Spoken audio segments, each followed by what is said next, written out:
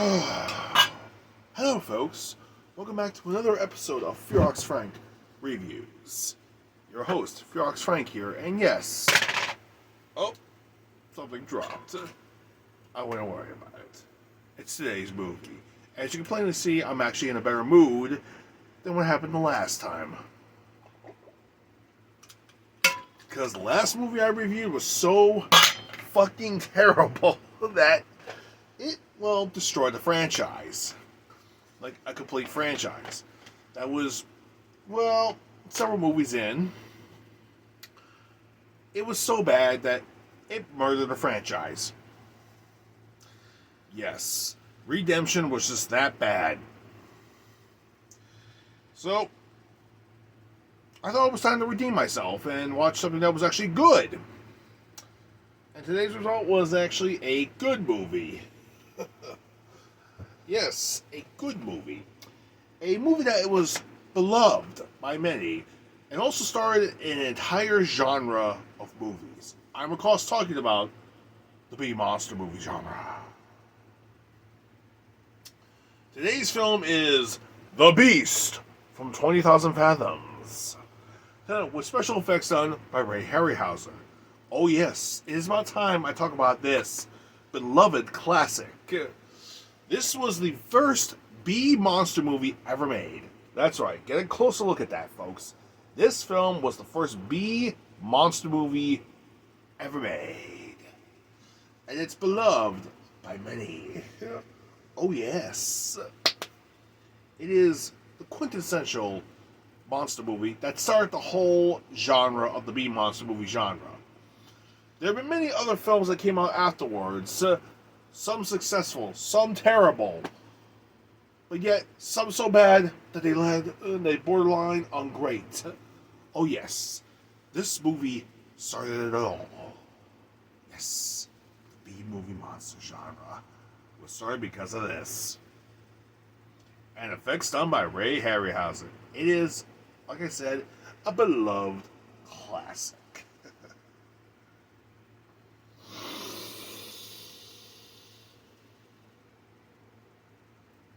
I bet you're wondering, how come this movie has never been remade by today's standard? Has never been remade? Well, that's a good question. It never has been remade. Seriously, amongst all the B-monster movies that came and went over the years, this one has never gotten a remake. Well, actually, technically, it did get remade about a year later. But I'll talk about that later. Anyways. So, here's the movie.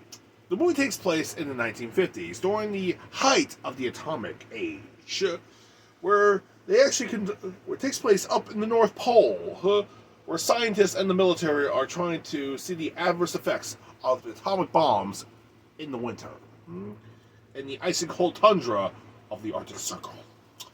And thus, a powerful atomic bomb goes off, and it's called Operation Experiment. And okay, look, I know for a fact that the name is really stupid, Operation Experiment, but you know what? You gotta keep this in mind. It's the first B-movie monster film, so there has to be some stupid names, okay? Not everything's perfect.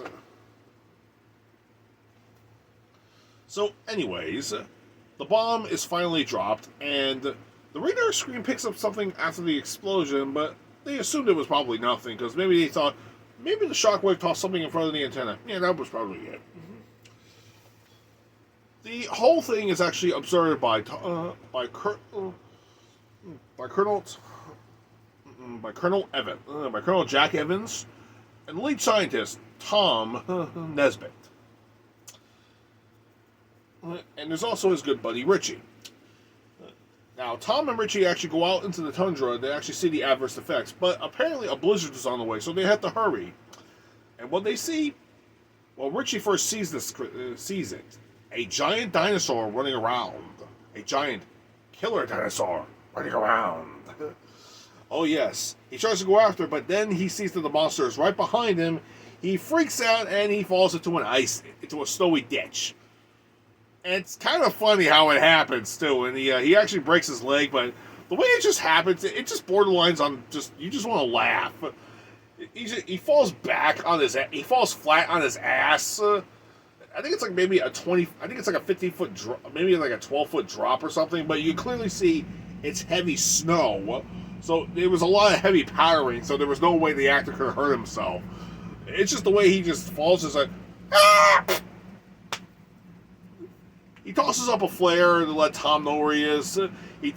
Tom sees where he is. He goes down. He's like, "Don't worry, Richie. I'll get you out of here." "No, Tom, you have to get out. The monster's here. There's a monster. Don't worry, Richie. I will get you out." He climbs right back out of the ditch, and he hears another roar, and he sees the monster is right above him, and it causes a massive avalanche, killing Richie in the process. Because Richie was inside of a ditch, and he gets killed. A couple of soldiers actually do actually wind up rescuing Tom, and Colonel Jack asks what happened to Richie. They can't find him, and also the shoreline was breaking away. And there's also the massive blizzard coming in.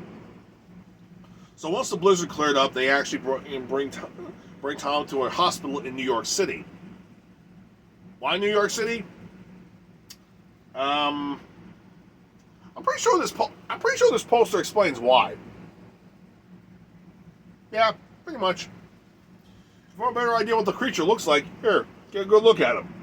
Yeah, that's the beast. And so while Tom tells him about the monster, of course nobody believes him, and he knows it sounds completely crazy himself, because he is a scientist. He's a nuclear physicist, for God's sake. But a therapist probably tells him that there could have been a factor of things that maybe saw a delusion. But he basically flat out tells them that it wasn't just Tom who saw the monster. Richie also saw it too, and he warned them about it. So how could two people share the same illusion? Now at this point, you can kind of say it's mostly hearsay, but it's practical to know that maybe he did see something. But until he gets medically cleared, he's not allowed to leave the hospital. Well, he can leave the hospital. Well, he is allowed to go outside the hospital and get a walk every once in a while. So anyway, nobody believes him at this point.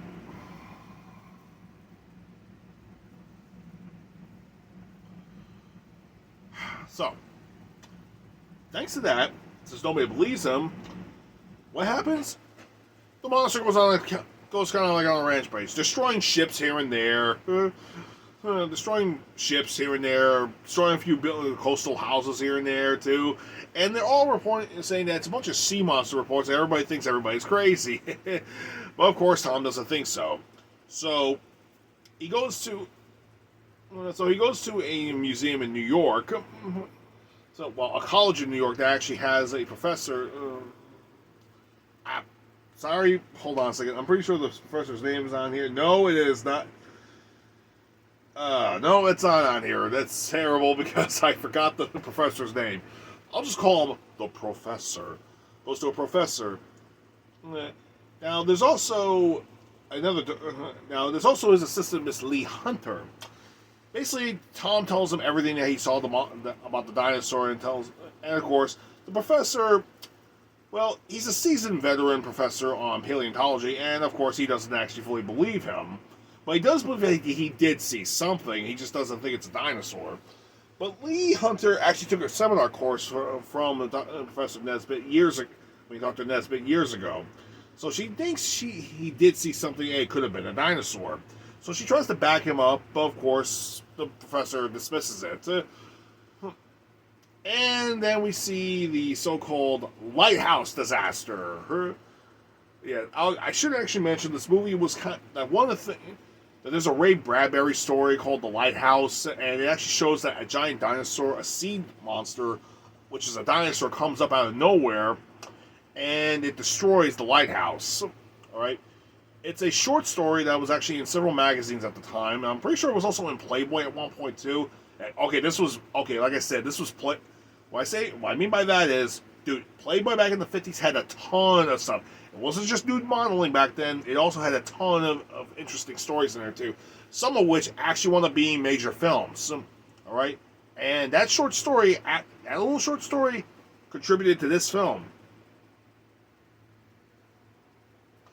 All right, and to be fair, supposedly like Ray Harryhausen wanted to do the scene, wanted to actually shoot the scene at night because it would be much more suspenseful, and it would also hide the flaws from the special effects. It's one of the most iconic scenes in the movie. It's a very iconic scene in the movie, regardless.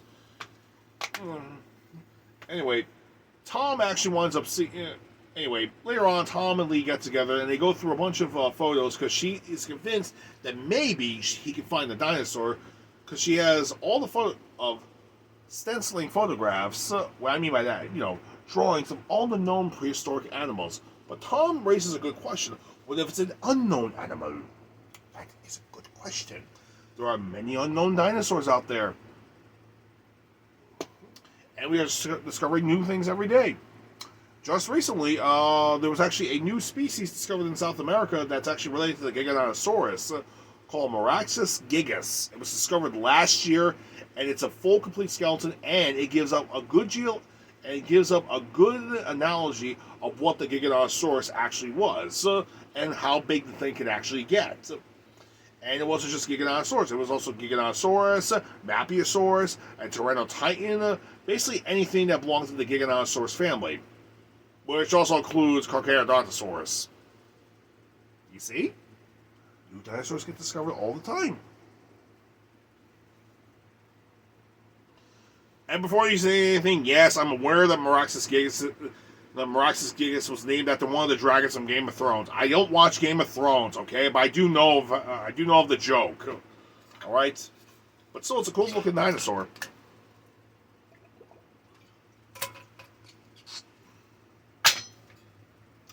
Anyway, Tom goes through all the so-called drawings and illustrations of what the dinosaurs are until he finds one that matches. It's the exact creature of what he saw. That creature is what he saw, and he knows. He knows that it's the creature that he saw, and it's the one that's causing all the damages and all the mayhem. Oh yes. So, that being said, he goes to Canada to actually find some other survivors. Of course, several people are very hesitant, but he finds the one person who survived the shipwreck from one of the shipwrecks, and he convinces him to come to New York to show the professor of the findings by showing him the exact same photograph that Tom Nesbitt found. So, the guy goes through all the photos, and he sees the very one that Nesbitt actually picked out. And this is what the professor says. He says, "I'll be damned. Ceratosaurus has been extinct for over 100 million years." Okay, the creature is called the Rhedosaurus, and I know what you're thinking. Rhedosaurus, Ray Harryhausensaurus. Actually makes a lot of sense when you think about it. But then again, this was his first solo film, so yeah, gotta give him credit for it. And I already showed you what the creature actually looks like right here in the back of the book. But just to give you a comparison of what the creature would actually look like. Here. This here is the Giganotosaurus from Jurassic World Dominion. And this is a very creature that, well, I'm actually going to be using once the weather actually fully clears up completely. I mean, we still got some cold spells here and there, and we got some rainy seasons coming around. I'm going to be using this bad boy as a model for my miniature photography. Mainly because of the fact that this is a cool looking dinosaur. To get you an aspect of what the Rhedosaurus actually looks like, from the poster art, because it looks like he's sitting up on his hind legs. He's got big hind legs. Alright, but if you look at the back of the poster here, you can clearly see that his back legs are shorter. So here's what it looks like. Alright. His legs, the Rhedosaurus' legs is probably from this Giga's standpoint, the legs go about maybe around halfway underneath the calf section. Like right here, underneath the calf section, like halfway in the calf. While these legs here will be up front. So it's basically so it's not exactly a theropod, it's a bipedal. It's kind of disappointing to me because I would have preferred if it was a theropod, because it looks like a really cool looking dinosaur that way. Honestly, if you look at this thing, this is probably the closest thing what the Rhedosaurus actually would look like by today's standards. The only difference is that its arms will be slightly a bit longer, much more bulkier. But that's just to give you a general aspect. And I know what you're thinking. How big is the Rhedosaurus? Well, alright. Judging from its length, it would be like one of the biggest dinosaurs ever discovered. It's a carnivore, it's massive, and it is around the size. And supposedly it could be as big as an Argentinosaurus, like lengthwise. Argentinosaurus is considered one of the largest dinosaurs ever discovered. It's over 100 feet long, give or take. And that's how big this creature could possibly be. It could possibly even be bigger than that. So, basically, if you look at this boy, if this was the Rhedosaurus from the movie, then head to tail, that thing would be at least close to 100. It could be over 100 to 110 feet, maybe even 120 feet in length. Height-wise, it could be up to maybe 20. It could be somewhere between 40 to 50 feet in height, and it weighs a lot. Anyway, the professor has Tom call Jack. Jack actually has a meeting. He convinces Jack that there could be a monster out there. Now Jack actually since Jack is in the Army, he calls one of his buddies from the Coast Guard and the Navy. And, well, they decide to look up any more shore wreckage or shit or disasters. They find a ton of them. And the professor happens to notice a couple of things. That the Rhedosaurus is following the Arctic Current all the way up from Baffin Bay to where the fossils of the known fossils were discovered from the Rhedosaurus, which is 150 miles away from New York City, at least from Manhattan. Epic foreshadowing, maybe. Anyway, the professor actually convinces the Army and the Navy to go search for the creature. They go searching for it. And he goes into a diving bell, along with a Navy official, and they search for maybe about an hour or so.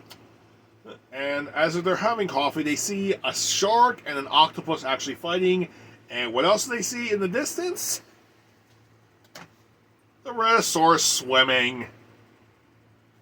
Actually, I'm going to put this Giga down. Yeah. I mean, honestly, this is a cool looking dinosaur, and I kind of wish the Rhedosaurus looked like this, but hey, beggars can't be choosers, am I right? So anyway, the Rhedosaurus actually swims out to the diving bell. The professor gives Lee and everybody else complete descriptions of what the creature actually looks like, and, well, he eats the diving bell. It's off screen, though, but we see what happens. He's describing everything. We see the mouth is all the way opened up, and the camera's getting closer to the mouth, and they lose contact with him, and it's kind of obvious what happened. So yeah, Lee Hunter mourns for the professor, and there's no time for full mourning because in New York City, in the Hudson Bay, guess who shows up? The Rhedosaurus. And guess what else? It goes on a full rampage in New York, causing destruction, mayhem, just a good old-fashioned monster movie mayhem. Oh yeah. Classic. Just a pure classic. Actually, there's something I need to discuss real quick. There's actually a stock footage clip that I'm pretty sure you've seen it a bunch of times in these old monster movies, where it's a bunch of people dressed in civilian clothing just running around, just running, looking behind them, like, Yeah. I'm pretty sure this is the first movie that actually used that footage, and it's been recycled in a lot of B films ever since. I mean, it wasn't just used in monster films, it's also used in alien films, disaster films. So, yeah, I'm pretty sure this movie could have been the first time that stock footage was ever used. Hey, at least now we know where the stock footage came from. But there's also something a little bit strange. After the Rhedosaurus actually continues its rampage, it later disappears. Starting to sound familiar. But something weird actually happens. The hospitals get flooded with people coming in, but it's not just injuries they're worried about. They're also sick. I mean, intensively sick. They have no idea. Most of them are all running high fevers, And these are people who had close contact with the Rhedosaurus. That's not a good sign. So the military actually launches an attack at night. They find the beast, and they decide to go. They decide to use an armor-piercing round, like an anti-tank round. However, it turns out that the skull itself is way too thick. That they need a much more bigger shell, but they can't bring anything else into the city at the moment. So instead of which, they decide to attack the Rhedosaurus and shoot it with rockets. And that's what happens. They shoot it plenty of times, just intensive action, and well, it's basically attacking the wire, electrical wires, trying to cause a short out, and it disappears. Where'd the Rhedosaurus go? Where'd it go? Get your guns, boys. We got some monster hunting to do. And while the soldier, this whole sequence is done in complete silence, so for a while, and they see drops of blood on the street. They assume it's the Rhedosaurus, and they're right, it is. So they go around. They walk the streets, and we see something very strange happening to the soldiers. Like, some of them are just dropping. Like, ugh. And you see one soldier literally walk up to the camera. Okay, he's not looking at the camera, but you can clearly see something's wrong with him. He's like, ugh. Like he's burning up. Anyway, they call in and they tell them there's something definitely wrong. Everybody's all dropping. They're getting sick. The medical doctor actually wants them examining all the soldiers, and here's what he came up with. He actually calls Jack and Tom and Lee. He tells them all that the creature's blood is contagious, has a highly contagious germ. Okay, so not only do you have to worry about the giant dinosaur itself wreaking havoc, but its blood is also has a contagious virus, a prehistoric germ that hasn't been seen in several million years. This is starting to sound a little bit more like COVID, doesn't it? I mean, okay, I know I haven't done any viral outbreak movies before, but this movie actually has that. A giant monster that's a dinosaur, and we got a viral outbreak if this creature continues living. Well, it's actually not really the beast itself. It's the beast and its blood. Now, I know what some of you are thinking. Didn't Tom Nesbitt actually come in close range with this creature beforehand? Huh? Well, yes and no. To be fair, he was heavily covered in he was covered in heavy winter gear because of the fact that, and some of it was also radiation proof at the time. So, and since he was highly bundled up, only a little bit of his flesh had in close contact with the creature, but not that much. So he was, and also not to mention they were in a sub-zero environment, so the germ couldn't have survived in that sub-zero temperature.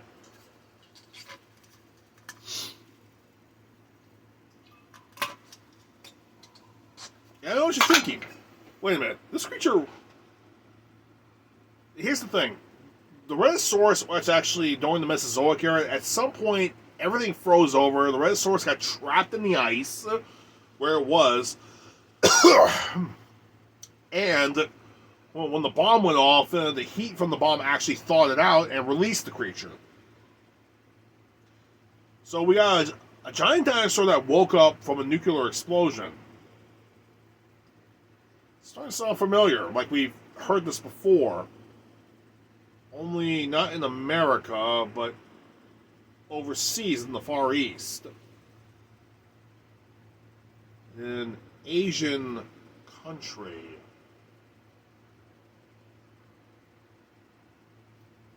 Anyway, they're pretty sure that the beast is actually dying at the bottom of the bay.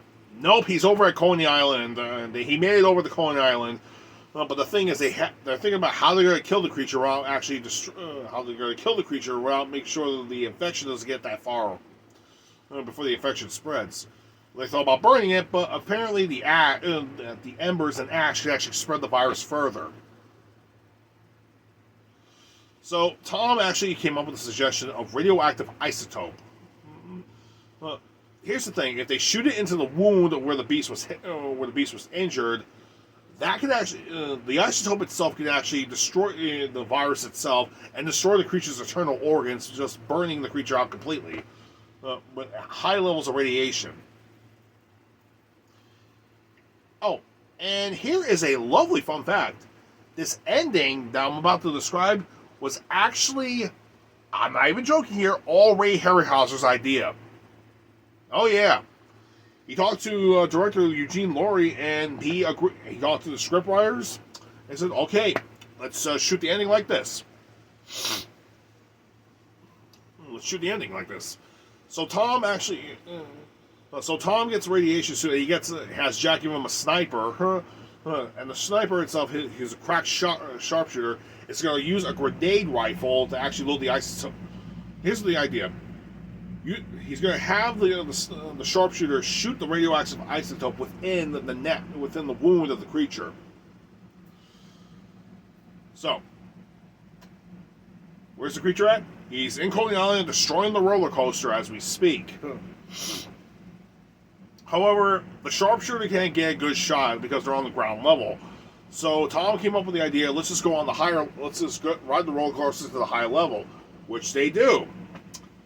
And, the sharpshooter, he has Tom load the rifle up, and he shoots the isotope. Now, where is the creature wounded?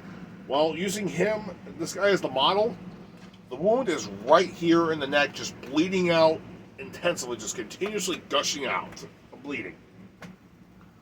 So, the isotope is shot into the wound, and the creature starts flailing about. Flailing, just go. Basically, he starts going completely apeshit. The roller coaster catches on fire, and Tom and the sniper actually try to climb their way down as the thing's burning up. And while the Rhedosaurus is going completely crazy, destroying the roller coaster in the process. Eventually, Tom and the sniper do actually get down from the roller coaster. They make it back to the others. While Tom embraces Lee, the Rhedosaurus, the whole ending is mostly focused on the Rhedosaurus itself at this point. So it bursts out of the roller coaster, and it just plops down. And Eugene Laurie actually made this as a joke. Said this as a joke, but he was actually right.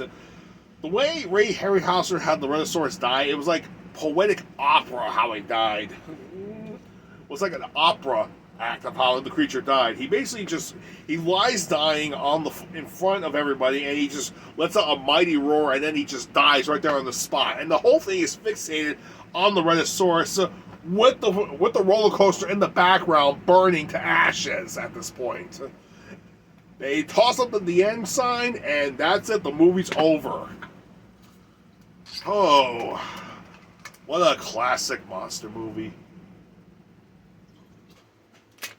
What a great classic monster movie. Oh, so wonderfully beautiful. A great movie. Now, here's my question. Do I highly recommend The Beast from 20,000 Fathoms? Fuck yeah! This is actually one of the oldest. This is the first B monster movie, and it really shows that every B monster movie formula is actually in this movie. This movie started it all, and it's worth watching. It's a good movie. Now, I know this is one of the movies that never actually had a remake or anything, but that's not exactly true. Because a year later, in Japan, the movie got a remake. I'm not kidding. Oh yeah! In case you didn't figure it out, Godzilla is a fucking remake of The Beast from 20,000 Fathoms. I'm not joking here. Yeah, just think about that. Now, a lot of people think that Godzilla was actually copyrighted because of the fact of the whole Beast from 20,000 Fathoms thing. So, well, here's the thing. Here's what happened. Tomoyuki Tanaka I'm hoping I did not butcher that name.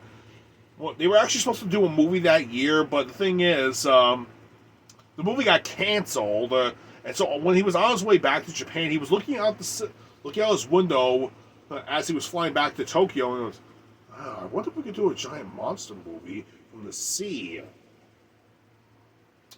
And with the whole Lucky Dragons incident that happened earlier that year, because of the whole atomic bomb that actually hit in the Philippines, and the Lucky Dragon got hit by the radiation, oh yeah, that was one of the key factors for this movie. So, yeah, Tomoyuki Tanaka and all the Shiro Honda and everybody else who got involved, Eiji Tsuburaya, everybody who got involved in making this movie got together and they drew a lot of heavy inspiration from this movie particularly. And originally, Tsuburaya wanted to make the movie in stop motion. There are some elements of the movie in stop motion, but the whole thing is mostly a guy in a suit. Thanks wonderfully by Haru Nakajima. Respect. So, yeah. In essence, if it wasn't for this... So, I want you guys to keep this in mind. If it wasn't for this, we wouldn't have the Godzilla franchise that we know and love today. And, hell, Godzilla's got 2 movies coming up soon. I mean, he's got a movie coming out in Japan later this year on my birthday, which is also his birthday, too. And he's got another film coming out next year with Kong. Oh, yeah. He's still got movies coming out. If it wasn't for this movie, all this wouldn't be a thing. Oh, yeah. So, we have this movie to thank for Godzilla's existence. Oh, yeah. Also, I do want to mention, there is actually another rumor going around that the guys at Toho actually may have drew... Yeah, I know the Reddit source is one of the inspirations that actually in Godzilla's creation. In fact, some of the earlier drafts of Godzilla, like how when they were sculpting what the body would look like, they actually gave him a giant head, but then they shrank it down afterwards. Mainly because of the fact of the Reddit source itself, but here's a bit of a fun fact. You know the Fleischer Superman cartoons? Yeah, the ones from the 1940s? In episode 4, there's a giant dinosaur called the Arctic Beast, and it looks a lot like Godzilla, like 10 years prior. Not even joking. But from what I found out, this design is actually considered, it's not really Godzilla's design, it's actually a default dinosaur design that has been used throughout, well, several decades. But thanks to Godzilla's design over the years, a lot of people assumed it was Godzilla. It could be a precursor to Godzilla. Who the hell knows? And trust me, I'll get to the Fleischer Superman cartoons eventually. So we'll see what happens there. But here's the thing: when I say that Godzilla is actually a remake of The Beast from 20,000 Fathoms, that's both true and semi-false. If The Beast from 20,000 Fathoms was ever remade, what would it be like? Well, okay, this is just a stretch of an idea of how the film would be, but my guess is it would be a mixture of a Godzilla film mixed in with Outbreak, mainly because of the fact of the germ that the Rhedosaurus carries. So yeah, keep that in mind. If The Beast of 20,000 Fathoms was ever remade, it'd be a Godzilla film mixed in with Outbreak. And considering the fact that we had survived COVID recently... Actually, without my kidding, that actually would work by today's standards. Yeah, think about it. We just survived COVID? Why not just make a movie about that today? I mean, it's scary as hell when you think about it. We have a giant monster on the loose. There's the advent of war. And biological terror with the fucking virus that the creature has inside of its body. Perfect. It'd be a perfect monster movie. Okay, look, seriously, all joking aside, the Rhedosaurus really deserves to be brought back in the cinemas. I mean, seriously, The Beast from 20,000 Fathoms is a beloved movie. It deserves a proper remake, if they ever get around to doing it. But you want to know what's even more crazy? I'm only going to talk for like another couple more minutes, but here's the thing.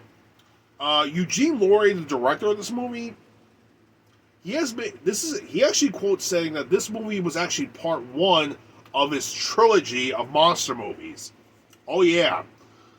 There's a thing called the Eugene Laurie Monster Trilogy, and all these films, okay, it's not clear that they're all connected, but all these movies have one thing in common. They star a giant monster movie. They're giant monster movies in general, and they're all directed by Eugene Laurie. The first movie's effects were done by Ray Harryhauser. The second movie was The Behemoth. I'll get to that eventually once I get my hands on the DVD. The Behemoth, its special effects were done by, I'm not kidding about this, Willis O'Brien, the guy who did the effects for King Kong. Oh yeah. The third and final film, Gorgo, yes, it's a British Godzilla film. I don't know who the hell did the effects on that one, but yeah. But anyway, the movies basically pay homage to the genre of the giant monster film genre. I mean, this film started it all. The second one actually brought the original guy who made the King Kong effects to come in and do the monster effects, and the third film actually pays homage to Godzilla. Yeah, full circle there. I recommend all of them. All these movies I just said, I recommend them all.